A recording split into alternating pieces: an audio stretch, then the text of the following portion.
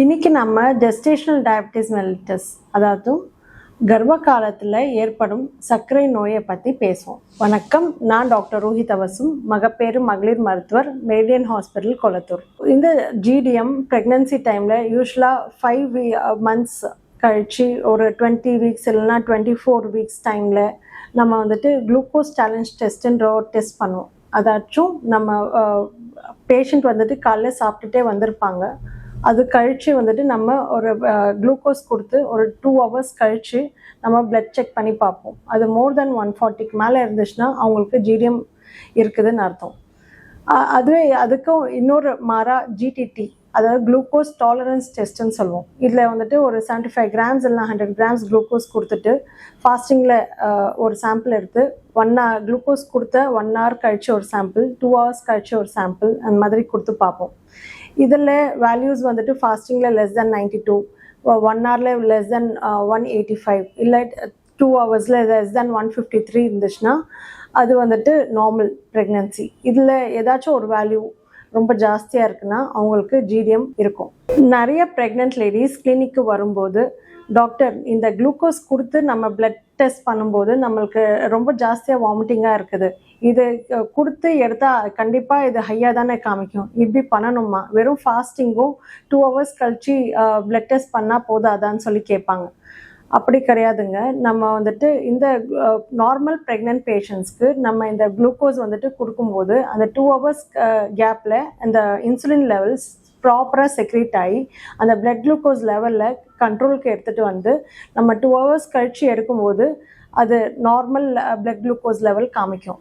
அதுவே ஜிடிஎம் மதர்ஸ்க்கு 2 hoursல அந்த ப்ராப்பராக இன்சுலின் செக்ரேட் ஆகாது. கொடுக்குற குளுக்கோஸுக்கு ப்ராப்பராக இன்சுலின் செக்ரேட் ஆகாத டைமில் நம்மளுக்கு பிளட் குளுக்கோஸ் லெவல் ஜாஸ்தியாக ஏற்படும்.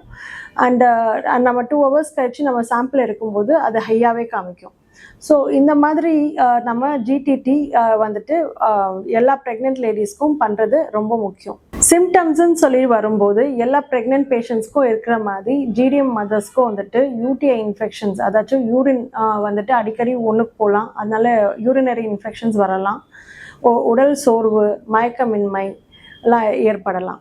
அண்ட் ரொம்ப காமனாக வெஜினல் இன்ஃபெக்ஷன்ஸ், கேண்டிடியாசிஸ் வரலாம். இது வந்துட்டு லைக் ஒரு ஃபங்கல் இன்ஃபெக்ஷன், ரொம்ப காமனாக இந்த எல்லா ஜிடிஎம் மதர்ஸ்லேயும் பார்க்கலாம். ஜிடிடி யூஸ்வலாக பார்டர்லைன் ஹையாக இருந்துச்சுன்னா நம்ம மதர்ஸ்க்கு மெடிக்கல் நியூட்ரிஷன் தெரப்பி மட்டும் கொடுப்போம். இது ப்ராப்பராக டயட்டீஷியன் அட்வைஸ் எடுத்துகிட்டு அவங்க வெயிட்டுக்கு ஏற்ற மாதிரி அவங்களோட டயட் பிளானை கேட்டு அதுக்கேற்ற மாதிரி நம்ம டயட் பிளான்ஸ் கொடுக்கலாம். இல்லை ரொம்ப ஸ்டார்டிங் ஸ்டேஜ்லேயே வந்துட்டு ரொம்ப ஹையாக இருக்குதுன்னா அவங்களுக்கு டேப்லெட் அண்ட் இன்சுலின் தேவைப்படலாம்.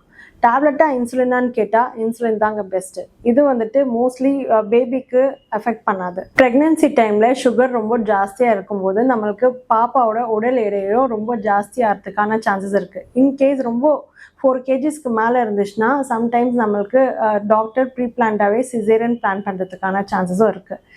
இல்லை நம்ம நார்மல் டெலிவரியும் ட்ரை பண்ணும்போது நம்மளோட பாப்பாவோட தோள்பட்டை கொழுப்பு தன்மை ஜாஸ்தியாக இருந்துச்சுன்னா அது வந்துட்டு டெலிவரி டைமில் தோள்பட்டை சிக்கிறதுக்கான சான்சஸும் இருக்கலாம்.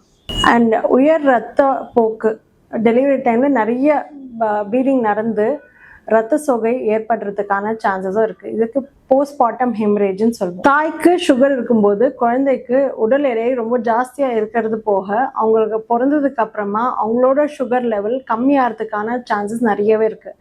இதை வந்துட்டு நம்ம நியூனேட்டல் ஹைப்போகிளைசீமியான்னு சொல்லுவோம்.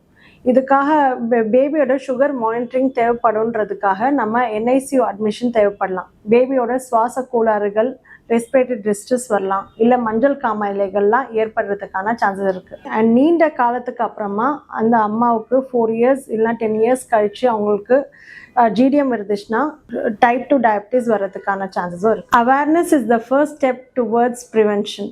Screen early, manage diabetes properly and have a healthy pregnancy journey. Thank you.